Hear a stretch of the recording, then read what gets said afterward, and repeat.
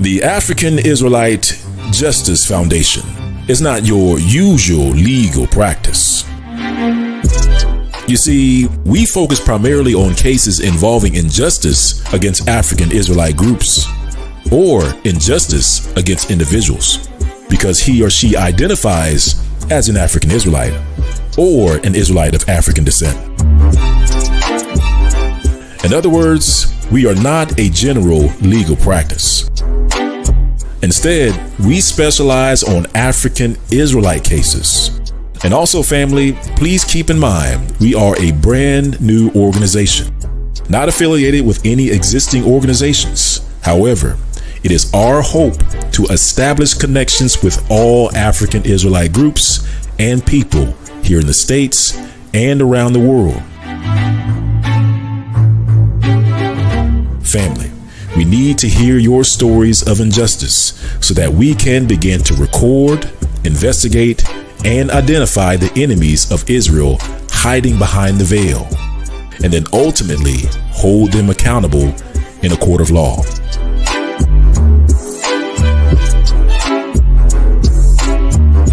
And as stated before, we are a brand new organization with limited funds, and we are in the process of expanding our resources to further enhance our legal team, who will litigate our cases. And if you would like to join this historic cause, please share this message all over social media. Spread this message of IsraeliteJustice.org worldwide. And get this message from Kyrie to Kanye, from Whoopi Goldberg to Nick Cannon. And also share your stories of injustice or donate to the cause. And if you so choose to, you can remain anonymous and let us do all the work. After all, that's what the Israelite Justice Foundation is here for. We are here to fight for your right to be Israel. As always, thank you in advance. We appreciate you and love you, Israel. Take care, family. Shalom.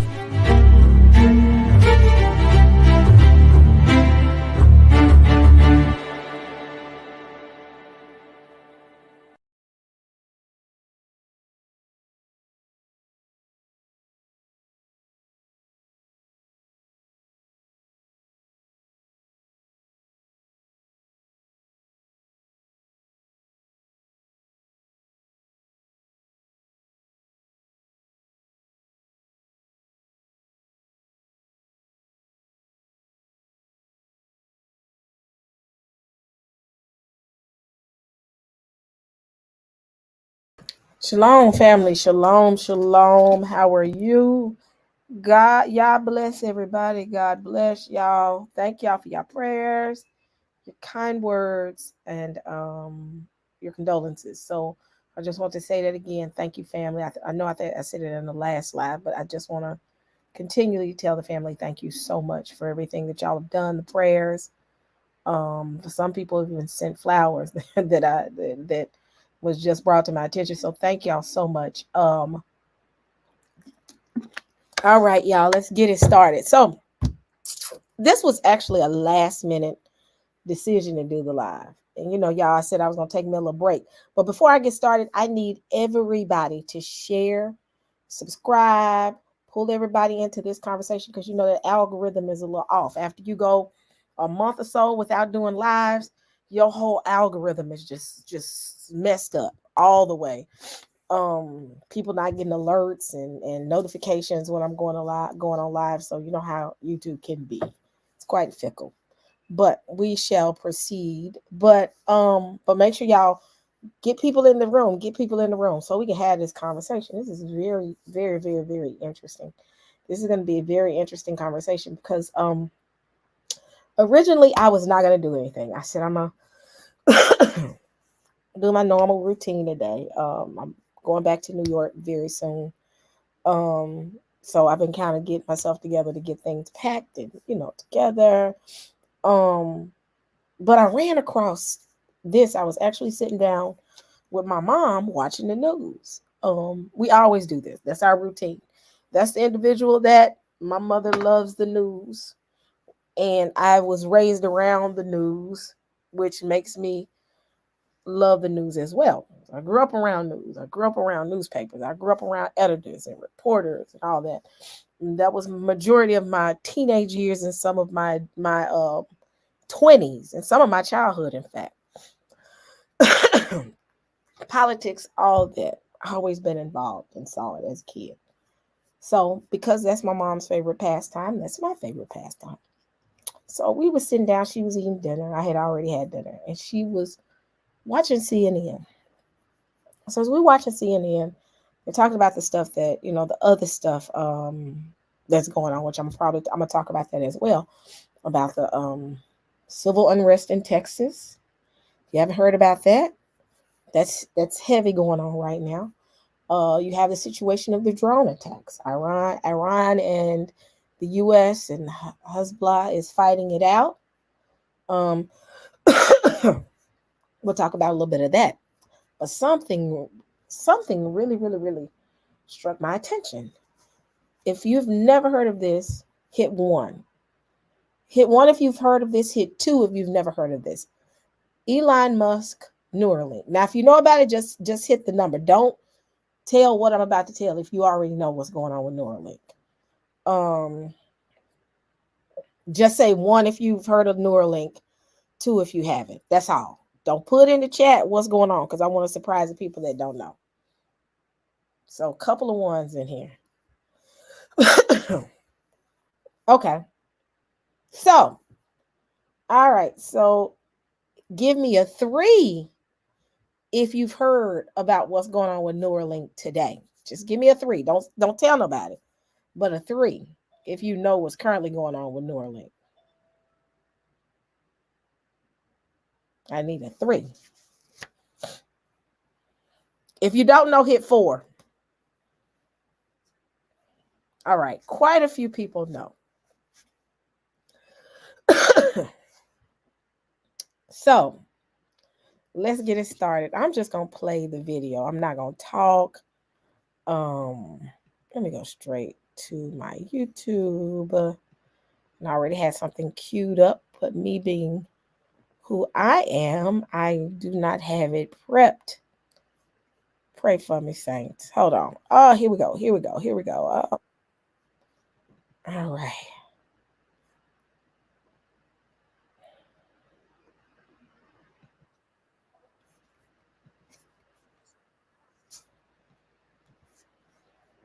All right. Y'all ready? I am just going to share and I'm going to play it for you. Hold on. Oh, this is what happens when you have 1,001 links up. Let me close up some of these links.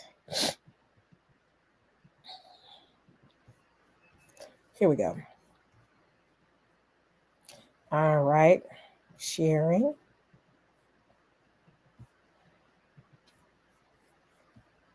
All right.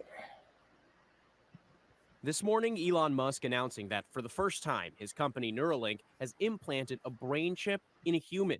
Musk saying the person is recovering well. Initial results show promising neuron spike detection. Neuralink's goal is to help paralysis patients communicate by connecting their brain to a computer. The device is designed to interpret your neural activity so you can operate a computer or a smartphone by simply thinking. People paralyzed from stroke, from traumatic brain injury, or a spinal cord injury could see the benefits. This would be a major game changer if it were to be proven to be safe and effective. The FDA approved Neuralink for human tests last May after years of testing on animals. Here's one electrode on one thread that when we stimulate causes a flexion movement of the leg. The company demonstrated the ability of its implants to stimulate movement. As you can see, Pager is amazingly good at mind pong. Allowing a monkey to play a video game. And what better reward for a monkey than a banana? Musk says the first human users will be people who've lost the use of their limbs. But speaking about the long term, he said, imagine if Stephen Hawking could communicate faster than a speed typist or auctioneer. That is the goal. I really do think that in my lifetime as a physician, I'll be able to use this type of technology to help my patients, and I cannot wait for that day to come. Neuralink's engineers aren't the only ones turning science fiction into reality. Researchers elsewhere helped this man, paralyzed in an accident, walk again thanks to implants in his brain and spine.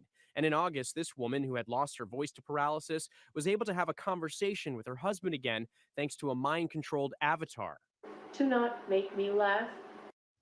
Experts warn much more testing and research is needed before any kind of widespread use of these devices. Hi, everyone. George Stephanopoulos here. Thanks for checking out the ABC News YouTube channel. If you'd like to get more videos,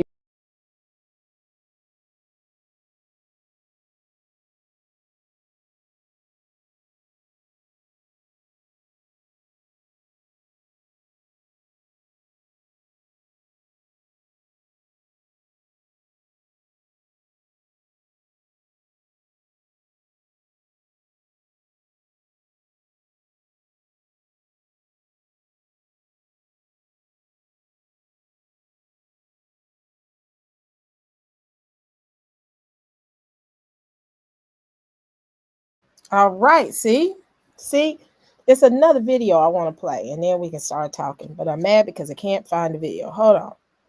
History. Go straight to it. Not the one I want. Bear with me, y'all.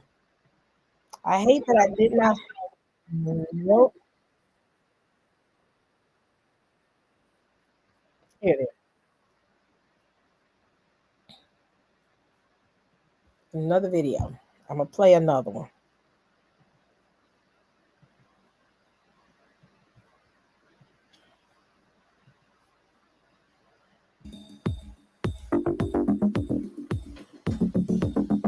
All right, in today's Spotlight, billionaire Elon Musk announcing that his company Neuralink has implanted a wireless chip in a human brain for the first time. He says that person is recovering well, and the initial results show promising neuron spike detections. Musk says that Neuralink's first product would be called telepathy, and that its initial users would be people who have lost the use of their limbs. Neuralink received approval for human testing in May, and the company has been recruiting potential human test subjects for its clinical trial. They said they wanted to enlist people who are living with paralysis due to a spinal cord injury or ALS. I want to bring back our panel here: Mike Muse, John Katko, Christina Sinsoon Ramirez, and joining us is Dr. Leah Kroll, neurologist and assistant professor of neurology at Temple University. So thank you all for being here with us. And Dr. Kroll, let's start with you here. Tell us about the science behind this technology. I mean, Musk says essentially you could control a phone or a computer, I mean, just by thinking. Yeah, this is very cool, very exciting science here. So basically the way it works is Neuralink designed this device that is a specialized sensor. The device gets implanted into the patient's brain, and then it reads the electrical signal that our brain cells are constantly sending to each other. Ultimately, those signals are what gets translated into action outside of the body. In this case, in particular, we're talking about controlling computers and smartphones. Wow. And what are your thoughts on, how soon you could actually see this kind of technology? I mean, commonly available. Clearly, it has to go through several trial phases. Yeah, we're at the very beginning of the clinical trials here.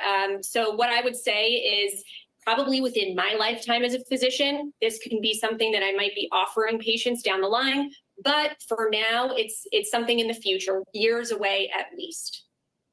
I mean, in the grand scheme of things, though, that is pretty quick. So, John, how important are these private enterprise research and development advances, and how we can ensure that, that technology is being used then in an ethical way? Yeah, first of all, it's just another example of how great this country is. When there's a need and the technology's there, people that are brilliant develop these products, and they're for the good of mankind. I'm excited for this. I'm excited for AI, what that could do for research to find cures for terrible diseases like cancer. So it's a step in the right direction. We have to applaud it, like the good professor just said. But let's make sure from a ethical and from a control standpoint, we don't let things get out of control with this stuff. That's all. Yeah, and I know that's certainly something that you think about as well, Christina. And also, the federal government at this point is not leading the charge on this kind of innovation with all the resources that these other agencies have. Yeah, it's a very strange world that we live in, that we're even being discuss this. And I'll usually be hard pressed to congratulate Elon Musk or agree with much of his ideas. But on this technology, it really does have the power to improve people's lives, particularly speaking with people that may not be able to speak or hear or move their bodies. And so that's a huge step forward. And while we can celebrate that, I think we also have to realize that it could have its shortcomings, right? That when you have a big advance in technology, or when you talk about AI, for example, you need to really do a a cost benefit analysis. Will the cost outweigh the benefits? And we need to make sure that the government is taking a larger role, rigorously testing, researching, and regulating potential falls and downfalls with this kind of technology. Right, we're just at the beginning of this here, but Mike, it still could be a game changer for people who suffer from paralysis, stroke victims, people who can't communicate. Do you want to put on your engineering hat for a second, Mike? Give us your take. Kana, you know, this is my favorite subject and topic right here. And Kana, as we discuss all the time, this is artificial intelligence at its best. And if you look at the conversation we just had in the previous segment, looking at drones and the way that technology will be used in theater of war, how it can be used for that dynamic, but also can be used for good in terms of health advancements and moving forward. But in particular, this is what happens when you don't have overregulation that stifles the innovation that could produce such game-changing scenarios that can improve quality of life, not just for the individual, but for that individual's family. So they can have a two-way communication and they can lead a normalized life. And that is the power of technology when we don't have things that are too overregulated or where we're not afraid of it. And we come from a place of how can we make sure that it is controlled so it doesn't do harm without allowing it to stifle innovation so that it continuously do good. Yeah, and Dr. Kroll, I'd love to let you respond to that in terms of, you know, the overregulation that you can see sometimes, but what kind of regulation is needed if this were to work and if this were to be integrated into society? This is going to open up some really interesting issues in that space. Just like with any medical device or medical treatment, the FDA will have a role in regulating this, right? When we talk about making sure the appropriate avenues have been gone down in terms of research and appropriate data collection, things like that, safety. But there's this kind of ethical technological overlay, particularly when AI comes into the picture, which it does with some of these brain machine interfaces. And we're going to have serious discussions about how the medical community comes together with the legal community and the technological community and talks about how we can all regulate this in a safe way. Absolutely. Mike, John, Christina, and Dr. Kroll, our thanks to you. And coming up here next in Last Call, our panel will weigh in on how Russia's laws for alleged doping at the Olympics.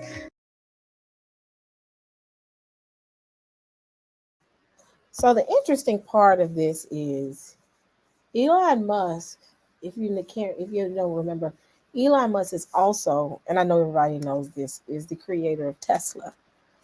Tesla just had an incident where they did not realize at certain levels or certain temperatures that the batteries and the charging stations would have issues. I think the charging stations were freezing. So when you're dealing with a car that has a malfunction, that's not detrimental. You know, that's a financial problem, but you're not in a dire or a detrimental situation.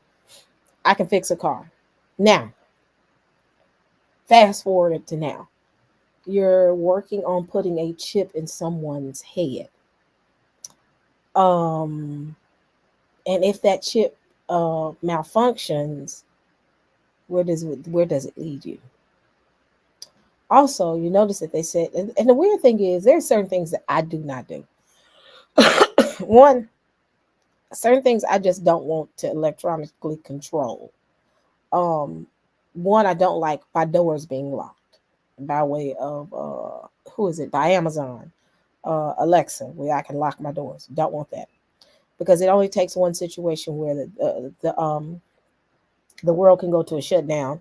And if you know Amazon is also, the government has a bunch of IT contracts with them as well. And I know it's to build their cloud-based solutions, but there's, you got to be careful with that, because the government haven't ever said, let's lock them in the house. They can lock every single person in the house, and there's nothing you can do other than bust through a window. Which, I still think you can get out, but yet and still, who's to say in the near future they can be able to build houses where you can't bust the glass? You never know. Understand, a lot of these things are future things, because the people of old, our parents and our grandparents, are not having it. They like, some places you don't go. But the more you take God out, the less you're aware of certain things you just don't do. So guess what? We've come to a society this is becoming their norm. And with it becoming their norm, eventually this is going to be acceptable. Think about it. We're in a society that now has pretty much morality is out the window. All things that are considered moral, righteous, and holy is archaic, and it to them is archaic and disrespectful and hateful. Everything holy is considered to be you're a bigot, you are misogynist, you are homophobic, you're all these things when you talk about things dealing from a biblical standpoint. So understand that the concept of morality is out the window. So as the world becomes less moral and hold to any type of moral standards, the more they can introduce these other things in here. Another thing that people have been forgetting about, because we haven't been talking much about it, is the CRISPR project. So while I'm looking at this and I'm doing some research on it, FDA just approved gene editing therapy for sickle cell treatment. So that means that, and I'll play it really quick for y'all to see it. And we can talk about that. I'll talk about some more. I will get deeper into it. Hopefully we can get into the war. But this is going to be interesting, y'all. But let me play it.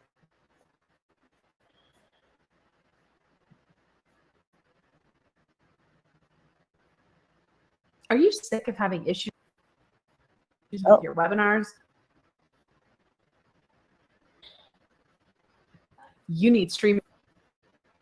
Some promising and exciting news about a potential medical breakthrough for those living with sickle cell disease. Yeah, the FDA approved a gene editing therapy. It's known as CRISPR as a treatment for a disease that impacts more than 100,000 Americans. CBS 13's Dominic Garcia is showing us how it works. She's a business president, but has a big burden. Living with sickle cell disease. Keep in mind what community is the majority that carries the sickle cell trait. All of a sudden, y'all have a gene editing. Can y'all hear me? Because my mom's internet is not the best. Hit 1 if you can hear me. Hit 2 if you you can't hear me. You ain't gonna be able to hit 2. But what community is the one that yes? So all of a sudden you have a gene editing. CRISPR is going to be tested on sickle cell. So I'm going to play this real quick.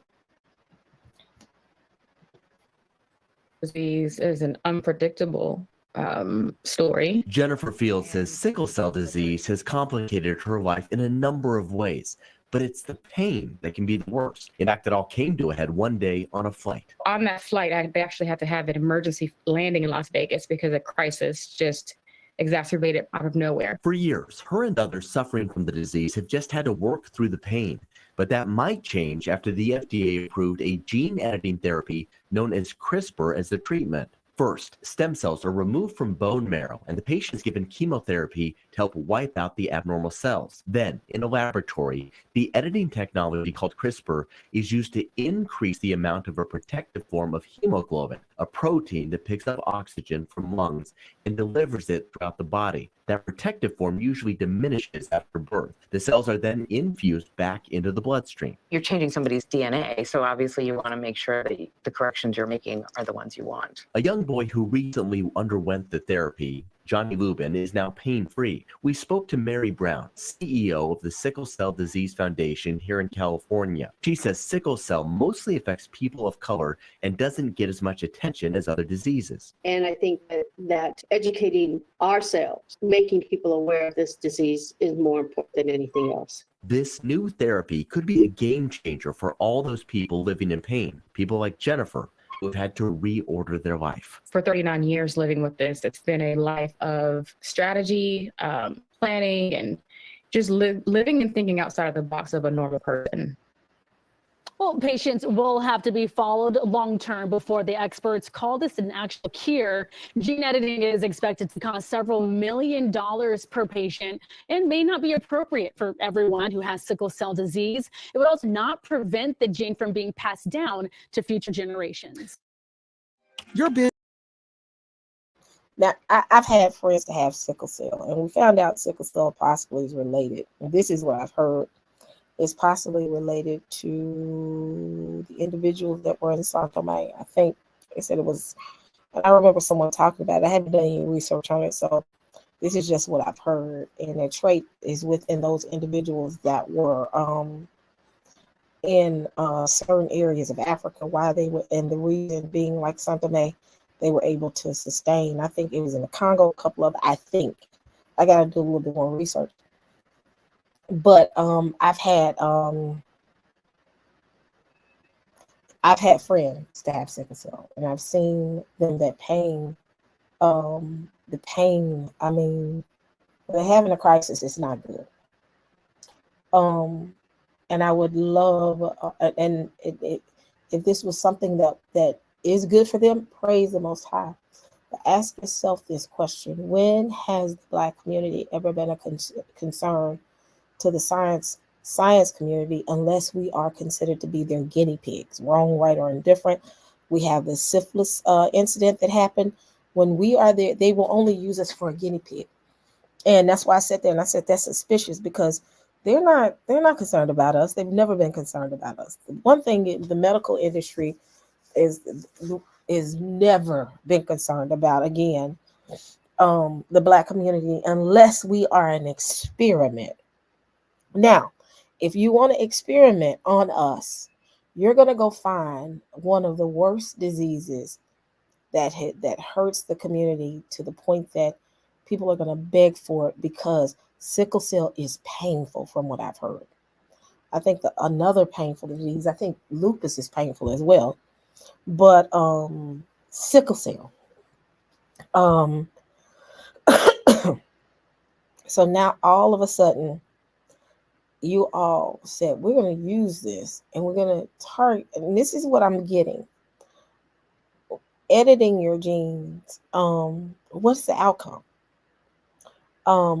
Is it going to be good or is it going to be bad? Is the outcome going to be a situation where this editing can be a byproduct of something that can be even, cause more problems? I ain't trying to say, I'm not going to sit here and say we finna all turn into zombies. No, I'm not going to prescribe to that. But subscribe. That's a prescribe or subscribe. I think I don't know, y'all. I'm tired. But I'm very, very leery of it, because again, they took the most painful, crippling. I mean, it's from what I've seen. My friend would cry when we were younger, and she later on passed away when she was in her, I think, 20s, and she was in her 20s when she passed away from it. So she was at an early age. But it's just the medical community have never cared about us. We are usually the last ones that they look at in the emergency rooms. When you look at our emergency rooms in the Black community, normally it's usually they call it a shop. We usually have the worst doctors, worst diagnosis. They usually give us the worst medicine. But again, all of a sudden, gene editing, and let's get FDA approved to test sickle cell. I said, wow. It's interesting. I've never trusted the medical industry. The medical industry is not loving to the Black community. Great example. My father was in the emergency room, and he was there for days before they were able to see him. And we think that's one of the reasons why everything turned left quickly. Friend of mine, husband had a stroke. Their cousin had a stroke. Cousin had the stroke. They did not see him or check on him. He went to the emergency room. He was in the emergency room all day. And if they would have caught it, he would have survived. But he went to the emergency room. They kept him there for a whole day. When they finally saw him, they said, we're going to redirect him to another hospital. By the time they got him to the hospital, he was dead. So I've heard of numerous cases where the medical community cares nothing about us unless we are an experiment. And here we go with CRISPR. The most leery community about doing something like that, you're going to go find a disease that is really pretty much in the Black community. It's a disease that, majority of the people that are afflicted by it is the Black community.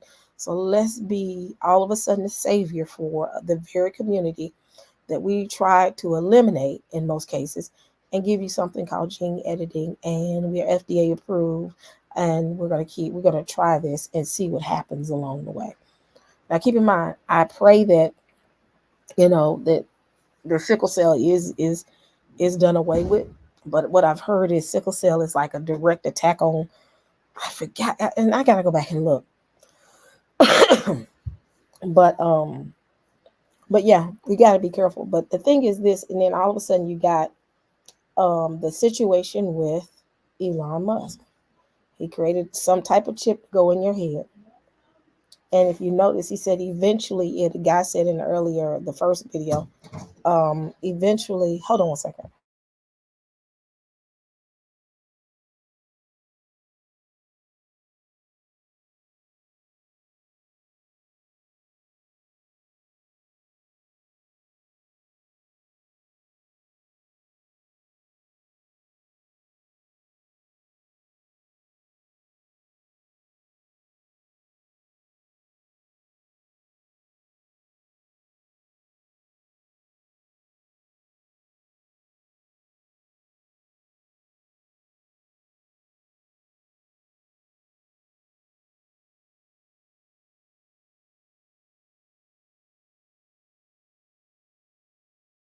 Go back. Okay, I'm back. So with the whole thing with the Neuralink, get ready to put a chip in people's heads for it to help with certain things like paralysis, or help with certain neurological issues where you can't use your limbs or your legs, or you're paralyzed, or you can't talk. But eventually you heard the Black guy slip in and say, eventually we'll be able to take care of cancer. Now, with all that being said, Sister Eve, why are you talking about all those things? Understand that when people try things on humans, they possibly have tried it on other things. And when you're dealing with computer chips and you're dealing with those type of things, I keep telling people there's something in the IT industry called self-healing. Self-healing. And if anybody's in IT, they know what I'm talking about. This is where you teach AI about your system. And every single time your system tries to go down, it fixes itself. It fixes itself.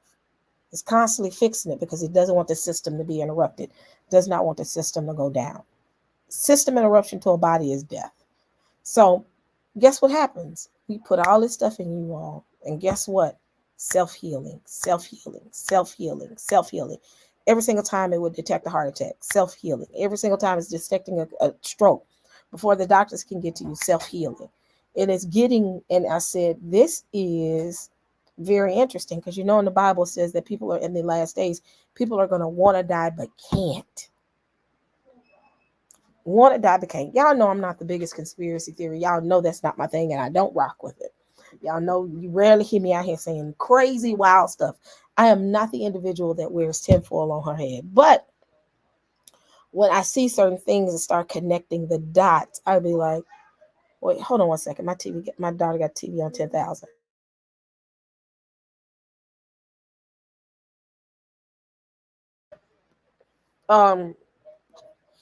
But when it says in the last days, people are going to beg for death and cannot get it. Hold on.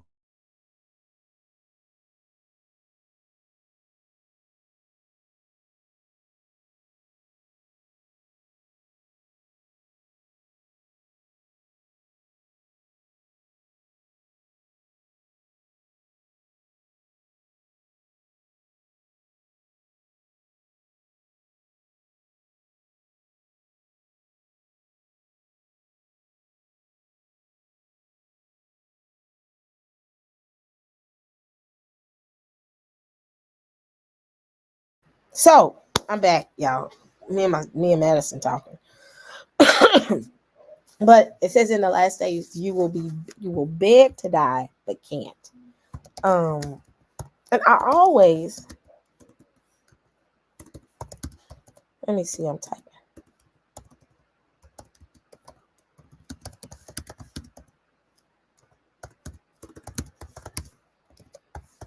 So what does that mean? What does that mean? What does that mean? And because I think it's in Revelations 9 and 6. It says during these days, and speaking of the last days, and I'll show it to you. For those who don't know, I want to put the scripture on the screen. It says during these days, people will seek death but will not find it. They will long to die, but death will elude them. So with that being said, I take the Bible as face value. You know, everybody loves to make everything into a analogy. Oh, that's not what that means. That means a spiritual death. It does not say spiritual death. This is physical death. Like Negroes gonna want to die, but their bodies are gonna be like, nope, self-healing. And that when you do things like that, you're literally going against the grain, against God. And I remember I saw this movie. I forgot the name of it because I haven't watched it in a while. But you remember the movie? And y'all know it's on Netflix, where you could upload your conscience or who you are into a chip, and they'll create another meat suit. And that's what I'm gonna say. And they will put the new cartridge in the back of your neck, and you'll be the same person. If you remember the scene in that movie, the lady says, when you accept that, you are no longer what did she say? You're no longer you're blasphemous, and God, yes, altered carbon. You're blasphemous, and God doesn't want to have anything else to do with you. I'm just going to bring that up. And I sat there and I said, that makes sense. In the days of Noah shall be these days. Again, I'm not the biggest conspiracy theory, but I think during the time of Noah, there was some type of splicing going on. There was some type of stuff that God was just not pleased, and he's something to just wipe the earth. Because if you remember, it was other things that was going on in the earth before that, where there was some sin going on. You had Cain to kill Abel. You had a bunch of stuff going on. But for some reason, sin got so bad that God says, I'm going to have to wipe everybody off in the earth. I mean, everybody, but Noah and his family. If you remember, Noah had some issues. Oh, Noah was human. He drank because you knew he drank. Some people said he drank because of the flood and it was after the fact. I'm just going to take it as he was just human. He made mistakes. But what made God so mad at human beings that he says, I'm going to kill y'all all unless they do not show any human being DNA or they've done some stuff to their bodies.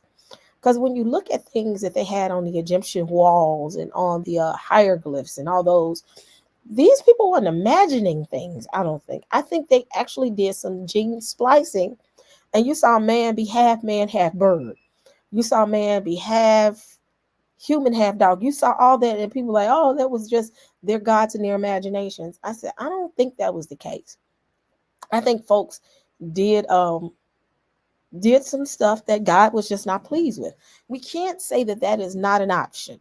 When we see in the Bible, there were things that man can't explain. There's a bunch of unexplained things in the Bible. That's what happens with Western civilization and Western culture. They don't understand the spiritual. They don't understand the things that they if they don't understand it, then it wasn't it wasn't what we said. It's what is it they love to say? It's an analogy or whatever.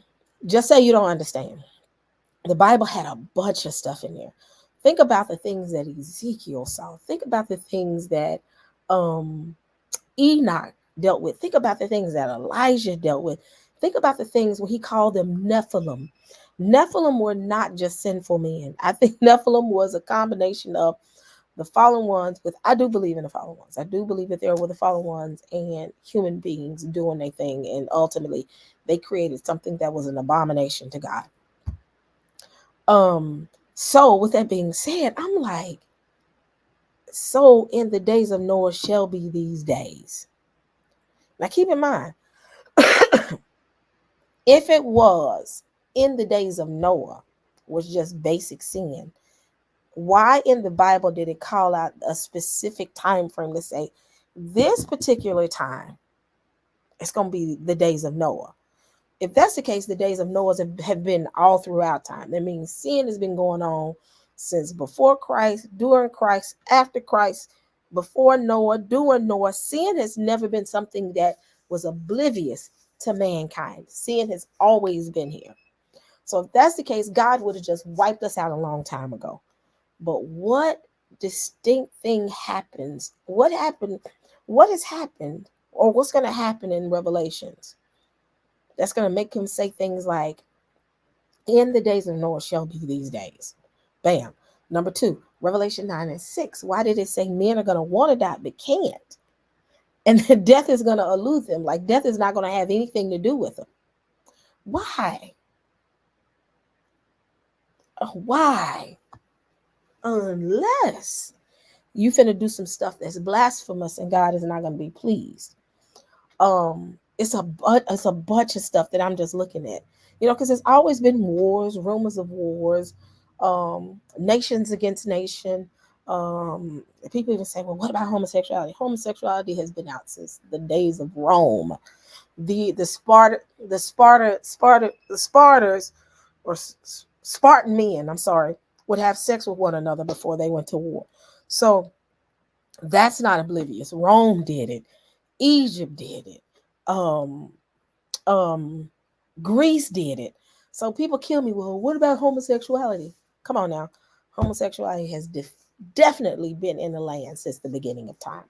Even Israel, questionable. What did Israel do? Was it the Benjamites with the concubine?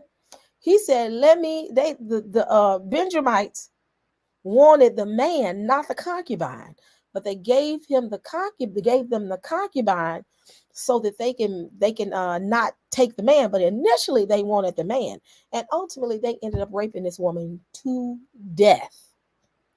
So the concept of homosexuality and sex and all those type of things, guess what? That's not new.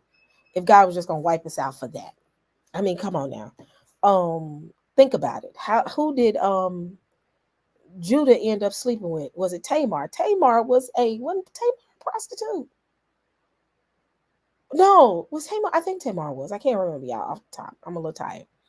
But men were being set up, even with that, men were just being set up all throughout time and committed all types of sexual sins. So it's not sexual sins. Come on now, be honest. There's been sexual immorality on the land since the beginning of time. Dinah, the 12 tribes of Israel, the sister, what happened? She got raped. Mary Magdalene was a prostitute. I mean, prostitution was real. I still say when Paul was saying that women need to be silent, it was a lot of idolatry that was driven by women in their temples when they were practicing idolatry. And I've read some research that one of the things that they had was they had male prostitutes in these temples, and these male prostitutes would be raped in these temples. I was like, oh my goodness. So when you look at the concept of the world and how it's been going since the end of time.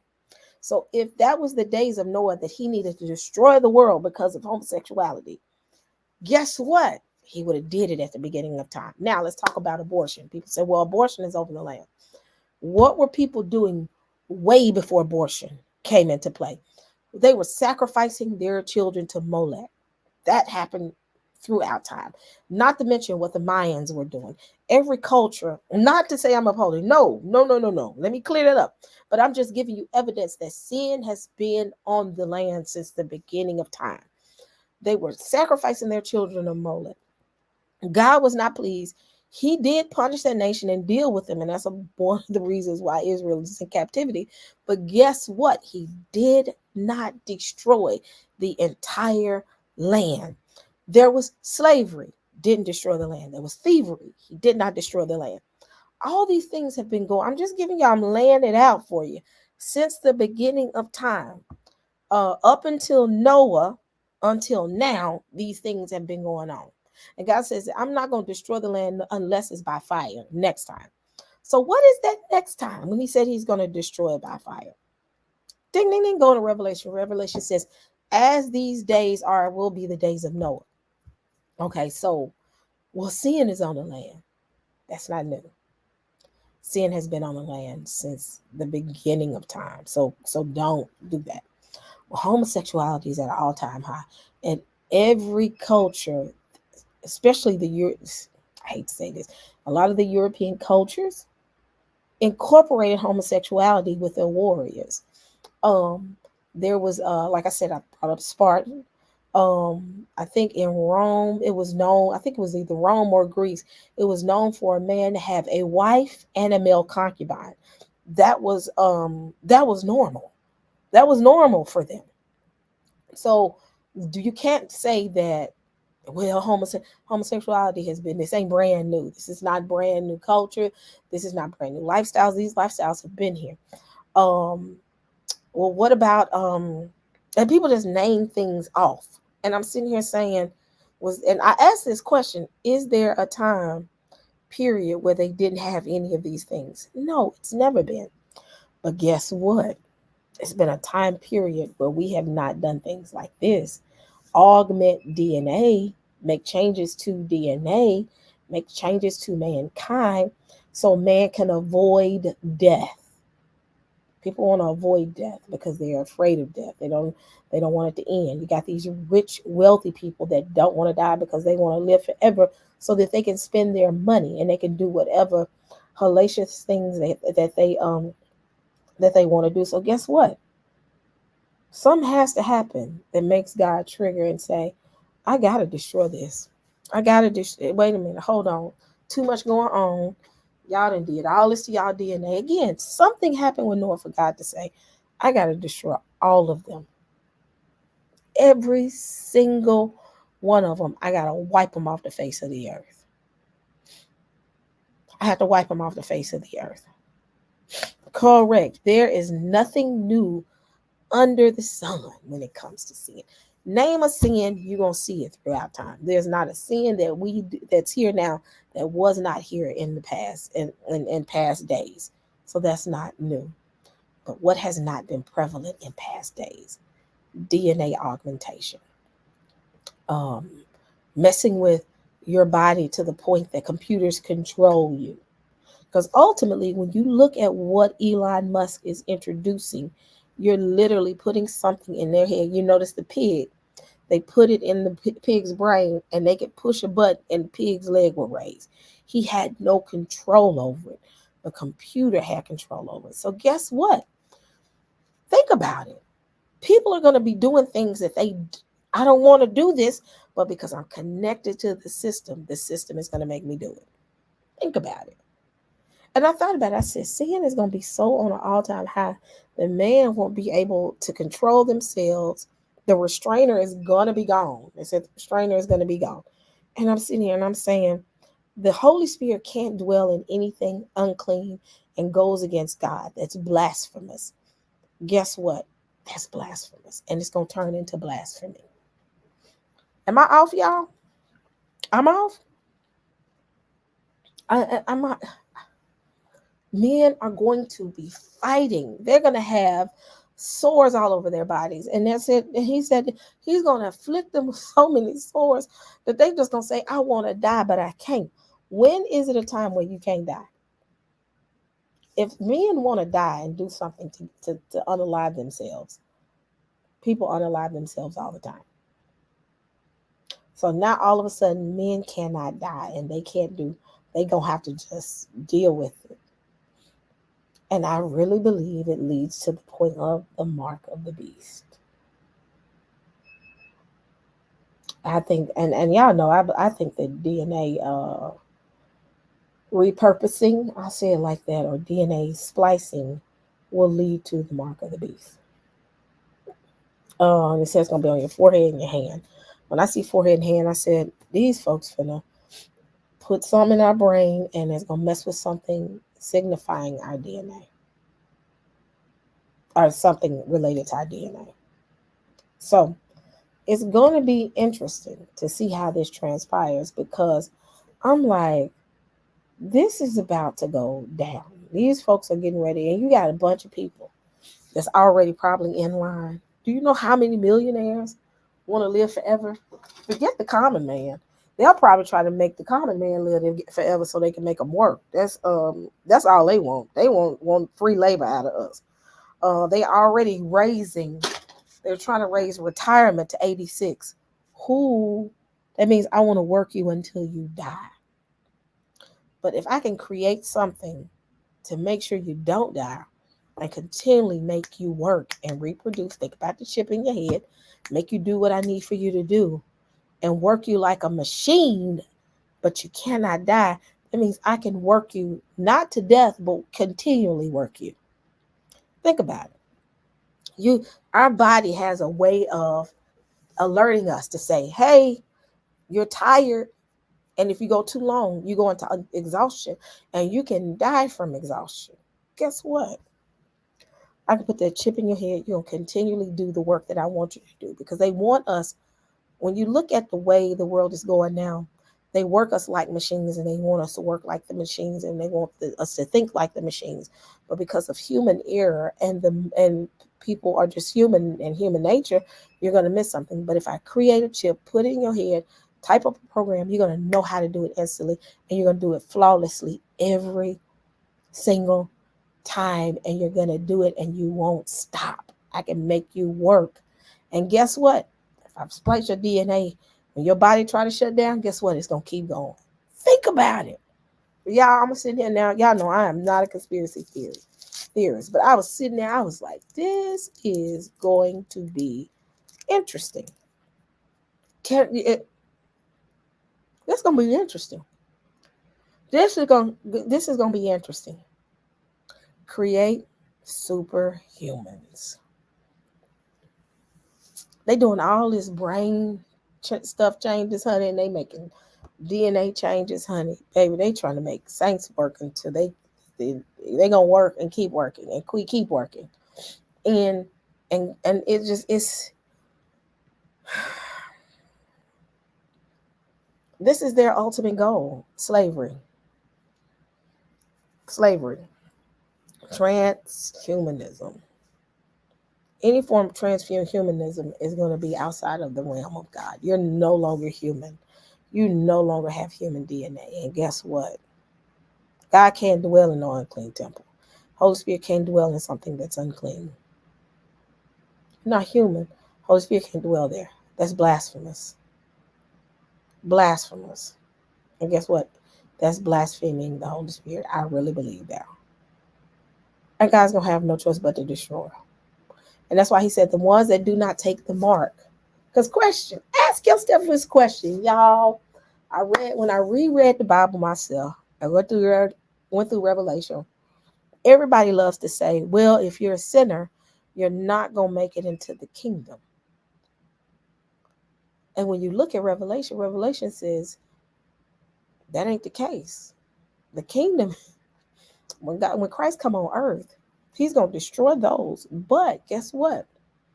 Those that survive can only survive and not totally be destroyed if they've not taken the mark. The mark is the indicator to say you can't make it into the kingdom. I got to utterly destroy you.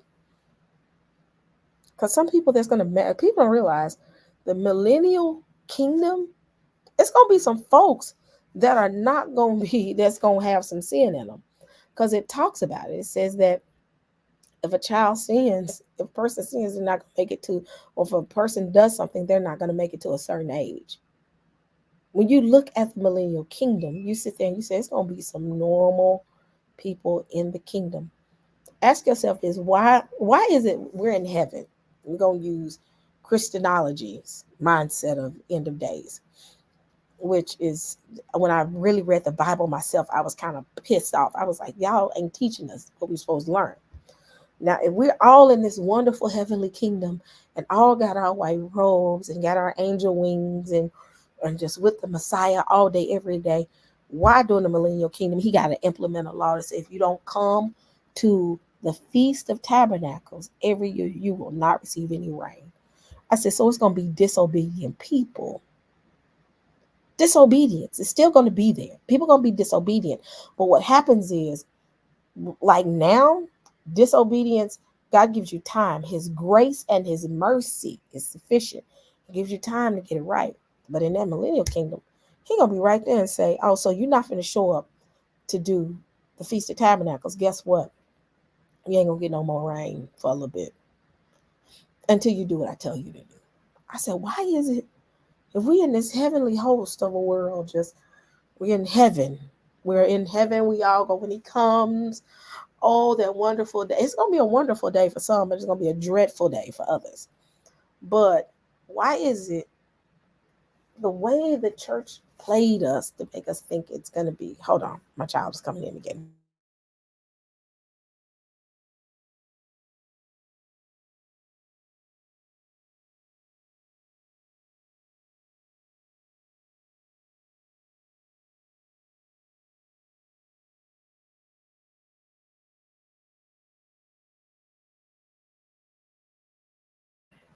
But the way the Christian church taught us, they said, oh, you're going to have these heavenly wings. We're going to be just flying in heaven like hawks. We're just going to be walking around the golden streets and no more seeing, no more. No. The millennial kingdom. Hold on.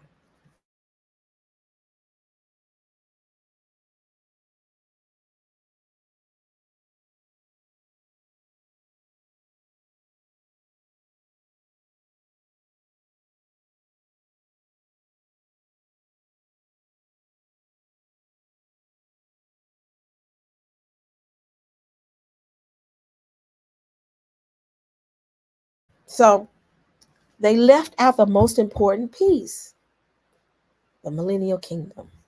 They kept making it seem like we're going to straight to the white throne of judgment. Now keep in mind, once we get past the millennial kingdom, God's established his thing, did his thing on earth, reset everything. People that did not make it into the millennial kingdom, they will have to be judged. Those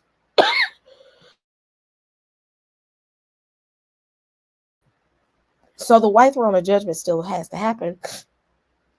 Within now, after the white throne of judgment is when all the other heavenly host things happen. So, but they skipped right over the millennial kingdom and went straight into the new heaven and the new earth. How y'all just make a big skip like that? An important piece to it. Because the most important aspect of it is that millennial kingdom, he's going to be on earth. People are still going to be fighting against him. Ask yourself, why is there going to be a final war? After Christ had done his thing, then wiped out humanity that went against him and took the mark. He established himself as king. He's on earth. Israel is in Zion with him. The laws will go forth out of Zion. Why do laws have to come out of Zion and go into the world? Christ is going to reestablish some things. So while he's reestablishing those things, the world around Zion the earth is going to have to abide by his rulership. And when you abide by his rulership, and one of the things is you have to come to the feast in order to get some rain. So there are going to be some nations that's going to get smacked on their hand because they ain't going to do what they were supposed to do. He's going to give you the laws and say, look, you got to do this. You got to you got to do this, you got to do that. So with you having to do that, guess what? You ain't going to receive no rain at all. So with that being said, I almost forgot where I was going with that.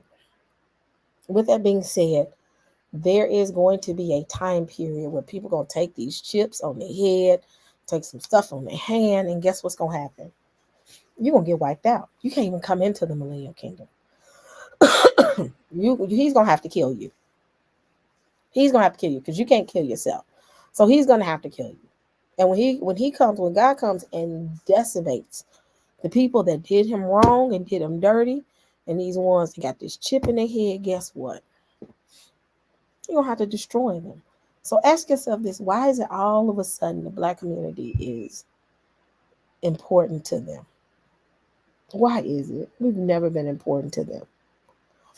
We're the ones that they want us out before everybody else. Now all of a sudden you created gene editing for people who have sickle cell anemia, and sickle cell has been a prevalent disease within the Black community. Majority of the people, just about all of them, Black community has sickle cell. Let me see something. I may have to do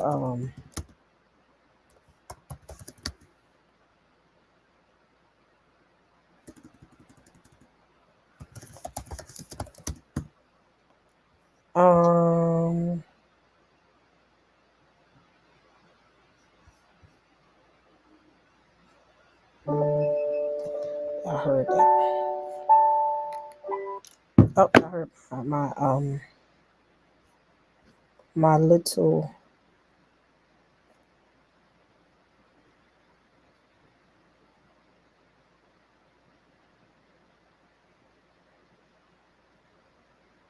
so they said that the rate of sickle cell trade in the United States, 9% of Americans, among 9% of the individuals in America, it says that the prevalence rate of sickle cell trade in the United States is 9%. Among them, let me see. It says right here. Hold on. I cannot see. I didn't get my glasses. Hold on.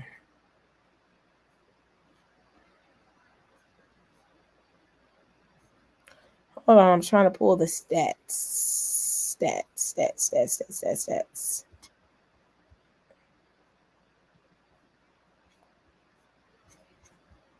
Hold on. All right.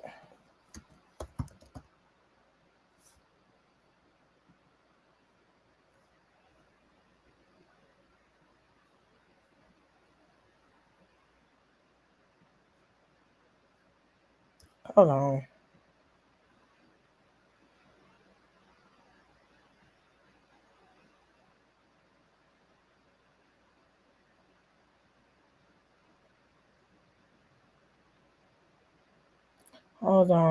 Hold on. I should have pulled those. Let me do this. Y'all remind me, we're going to talk about sickle cell because it says that sickle cell affects 100,000 Americans. SDC occur sickle cell disease occurs among about 1 out of 365 Black Americans, and it occurs 1 out of 16,300 Hispanics. And this is what I got.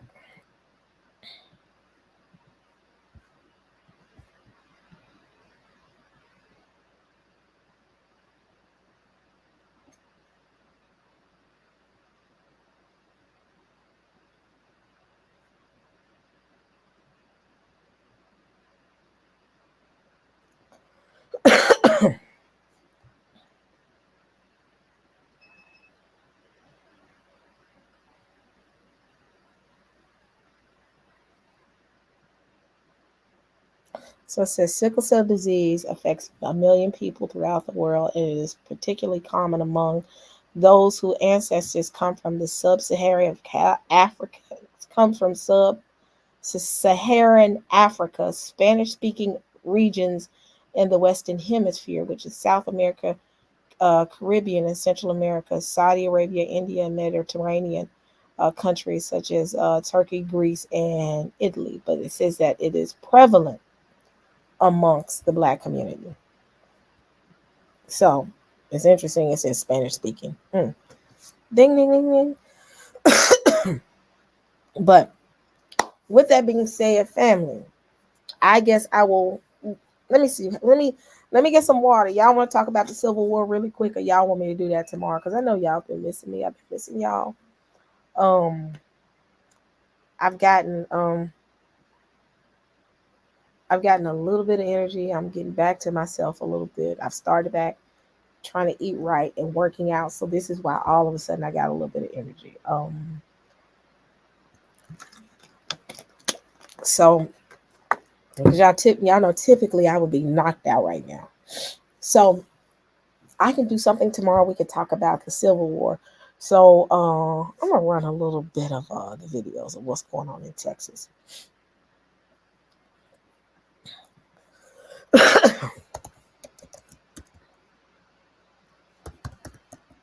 They about to fight it out in Texas, baby. Texas is ready to go for blows.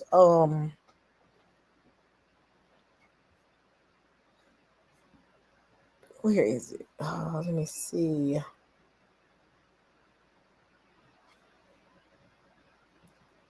Have y'all heard about what's going on in Texas first? Give me a 1. Give me a 1 if you have. Give me a 2 if you haven't. 1 if you've heard about what's going on in Texas. 2 if you haven't. It's about to go down in Texas. Some of my friends who lives in Texas. If you live in Texas, have you seen anything that's going on? I know I got quite a few followers that's in Texas. Is anybody physically, and you ain't got to, do y'all see what's going on in Texas right now? Y'all feeling it? Some people haven't. But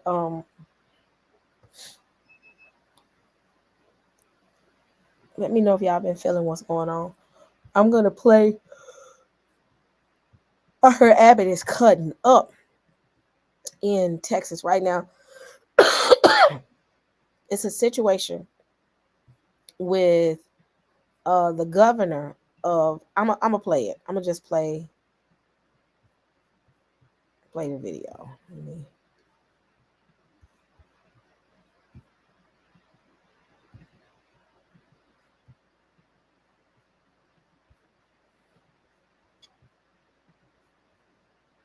Here with more, Texas Governor Greg Abbott. Governor, first, I applaud your efforts. You've been on this show many times. You've tried convoys. You have done everything humanly possible. So your state, with its constitutional right, has put up the razor wire. They take you to court on that. And you are correct. There are 24 other states that are agreeing with Abbott right now. It's not just Texas. I found out it is 24 more. So I'm going to keep playing this video. I'm speaking of this. She said it's other states are joining them. Yeah, last I checked, I think it was 24 states.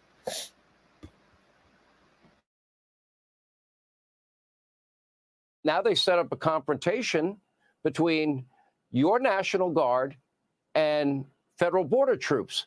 Now, I don't think either side of that equation wants to be enemies. They're all on the same side, aren't they?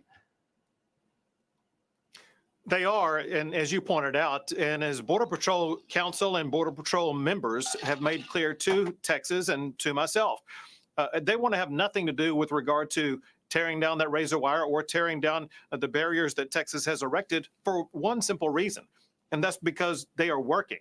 Border Patrol says that what Texas has done to secure the border actually makes their job even easier. The only resistance we're facing is coming from Joe Biden. Know this, Sean, and that is Joe Biden is in violation of federal law that already exists. For one, he is not living up to his duty to deny illegal entry across the border. Instead, he's aiding that illegal entry. The second thing is he's not, once people do cross the border, he is not detaining them as he's required by law. Instead, he's giving mass parole across the country. Because Joe Biden is not enforcing the federal immigration laws, that gives Texas the right, under that Article 1, Section 10 of the Constitution, to defend ourselves from imminent harm or from an invasion. So Texas has every constitutional right in this case.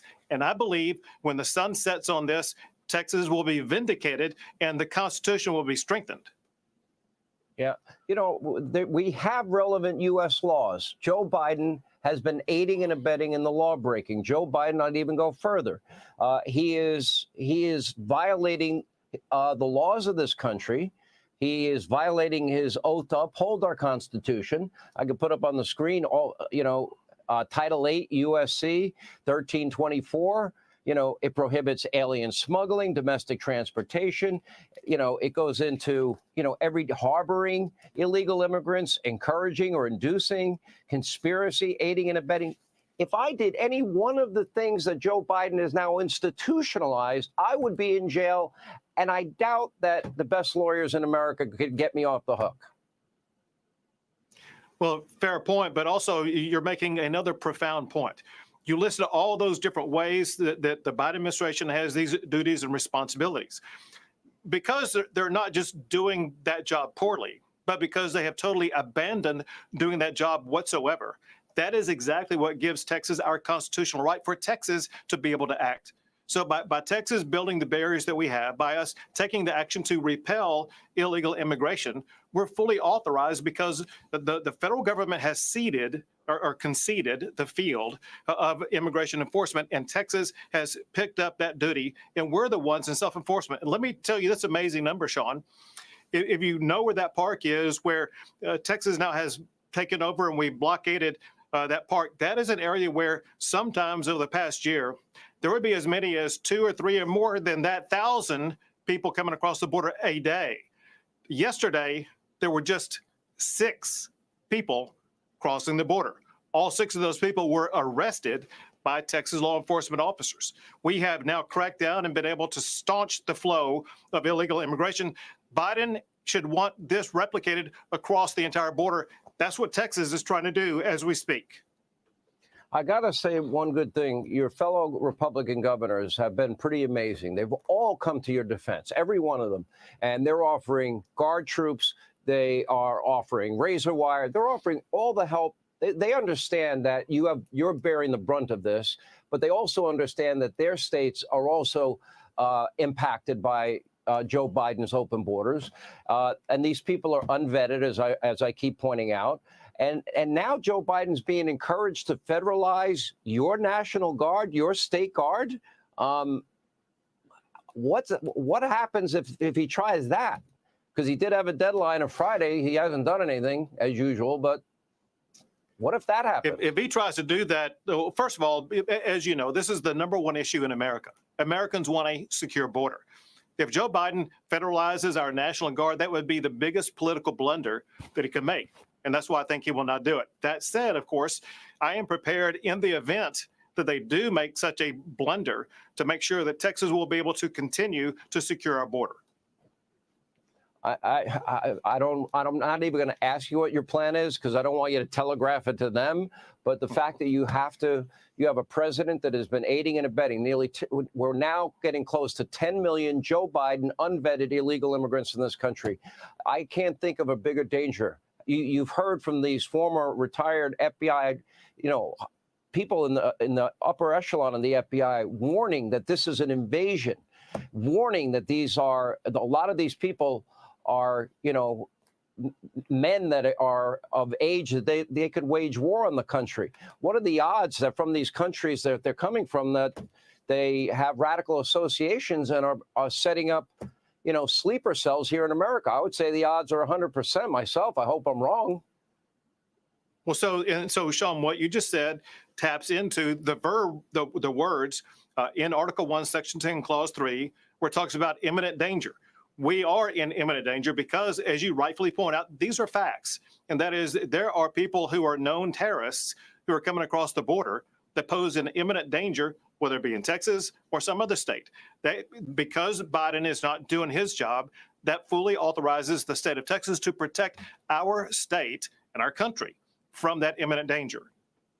Yeah. Governor, I applaud what you're doing. It's unfair that Texas has to go through this. I am glad that your fellow Republican governors have all stepped up and they're offering you assistance in any way they can. That speaks volumes about them. I hope the United States Sean, Senate if Republicans. I could, let me just say, me say thank you to my fellow governors. Half of America now is standing against the Biden administration, also more than a majority of all the attorneys general across the country. Biden is not taking on Texas. Biden is taking on the United States of America. Well said. And you know what? There should be consequences when a president picks and chooses the laws that he's going to enforce, and he doesn't get to break the law just because he doesn't like the law. You've done a great job, Governor, under very difficult circumstances, and everybody's pulling for you down there. Hang in there. Hey, Sean Hannity here. Hey, click here to subscribe to Fox News YouTube. Okay, so let's look at this. I'm showing Sean Hannity just in case you want to know. Let's talk about it because I want to talk about what's going on with Texas. So wrong, right, or indifferent, all these industries hate black people. Let's not get it twisted. It's not just Sean Hannity. It's MSNBC, CNN. They don't play. They hate all of us. They all hate us. Democrats don't like us. Republicans don't like us. So yeah, come on now. All right, so let's talk about the 24 states. The 24 states that have now bought into the Texas Kool-Aid. You have joining. So right now you got Missouri is standing with Texas, Alabama, Alaska, Arkansas, Florida, Georgia, Idaho, Indiana, Iowa, Kansas, Kentucky, Louisiana, Mississippi, Montana, Nebraska, New Hampshire, North Dakota, Ohio, Oklahoma, South Carolina, South Dakota, Tennessee, Utah, Virginia, West Virginia, Wyoming, and Arizona. I think that's 24. Was that 24? Yep. So yeah, it's getting real interesting right now. It's getting real interesting to see all these states that are signing with the U.S. with Texas, and you heard him say if he does not abide by this rule, we're going to have to take other measures. And Sean said, I can't ask you. Sean Hannity said, I can't ask you what other measures you're going to take because I don't want to broadcast. They know what's about to go down. So it's going to be interesting because what I last heard is Biden did say, I'll give you some things. I forgot what it was. Now I have to look it up. But ultimately Texas was like, still no. I know they can't come in. I think Biden agreed to take and I got to look it up. I think Biden did agree to take the razor wire down. But they still was like, man, we're here for it. We're here now. It's a lot of things we sick of. So this is going to be very interesting to see how this plays out. Not to mention what's going on right now over in between Israel and the ICJ. That y'all, I have been so disconnected that is so much going on that if I keep talking, I'm gonna be talking to, it's 11 o'clock now, I'll be talking to 3 and 4 o'clock in the morning. But what I will say is stay tuned. We're going to talk a little bit more when it comes to other things, because right now we're in a situation where ICJ has said that yes, Israel potentially did commit some form of genocide. So I'm switching gears now. I'm talking about what's going on with Israel. So the United States now is so pissed off that the United States says, you know what? Since you're going to say this ICJ and the UN is playing into it, we're going to stop funding the UN. And I guess the section of UN that supports Palestine. So it's so much. So the United States and Israel is fighting with the UN right now. It is so much going on. So I'm going to have a part 2 to this because that right there is a whole conversation within itself. So just stay tuned. But did everybody like the live today? Give me a 1. I needed that. I needed this today because I was having a moment. Hit 1 if you liked it. 2, if you could have, if I didn't talk about what you wanted to hear about. If I didn't, um, um, tell me when you hit that 2 what you wanted to hear about.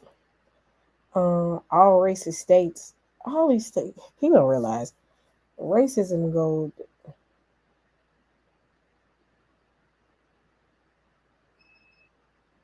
So, well, thank y'all. Hopefully once I start when I do more stuff, which I'm not gonna sit here and say I'm gonna be consistent. I'm gonna do what I have the energy to do. Still trying to get reset after my father's passing. So still working through that. But the this helped. This was some therapy for me. I needed a break. Y'all subscribe if you have not subscribed. Share this video. Email me. Do whatever. I'll be available. Get more people in. We need to get things back cracking somewhat, so that when I do stuff, I can have more people. But I have enjoyed this so far. I am getting ready to go to bed. Back to my new normal. My old normal would be I would be doing a live, and my dad would have a visiting. Well, right now my old normal, I would be in New York. But if I was here in my parents' house visiting, my dad would have the TV on in a den on 1005, and I would have to go in there and say, "Daddy, please cut the TV down." "Oh, baby, I'm sorry." And he'll cut it down, and then I start my live, and then he'll cut it right back up again. So, but my new normal is the house is quiet, real quiet. But keep us in your prayers. And thank you again for your prayers that you've given us, and just keep us in your prayers. It's just my new normal. I'll be back in New York soon. Praise y'all that I have a lot of family here that has loved and embraced my mother, and they keep telling me she's gonna be all right. She's gonna be, my sister's gonna be here with her, so she won't be alone. My cousin, I got a lot of male cousins that live in this neighborhood, a lot of male cousins, and they come through here strapped, honey, prepared, protecting her. They don't play no games when it comes to her. So any nigga try to get real saucy with her, I'm scared for them, because yeah, she got cousins all over the place. So she's not alone. So praise the Most High. There's enough it's a lot of traffic in this house with, like I said, my cousins, which are her nephews, who love her and protect her, I mean, all the time. So I've pretty much been given the okay to leave, because at first I wasn't gonna leave and I was gonna stay here. But because of work, I gotta go back to New York. Work is just not budging. I tell you, this system does not care about people grieving. They'll let you grieve to a point, but they just like, get over it. Come on, let's get back to normal. So, or they play the part of, oh yeah, you can grieve, but what we're gonna do is give your work to everybody else, because we still got things to do, and we're gonna treat you like you are a hermit because you're not physically here. So I gotta go back, and my mom told me to go back. So keep us lifted. I'm getting ready to go to bed. Y'all, thank y'all for joining me. I hope y'all enjoyed the dialogue, the conversation. Shout out to the 150 people that have been watching me. And keep on joining me when I do my thing. But thank y'all. Much love. Good. Oh yeah, I have an intro that was created, and I'll play it. I gotta find it because it was sent to me. My friend LV and my friend Don Bird. You know Don Bird. Don Bird actually created. It's an awesome song that they created. I just gotta find it because it's deep in my email. But when I find it, hopefully tomorrow, I'll be able to play it for y'all. So, and it's really good. It's really good. So, but much love, family. Thank you. And y'all have a blessed rest of tomorrow.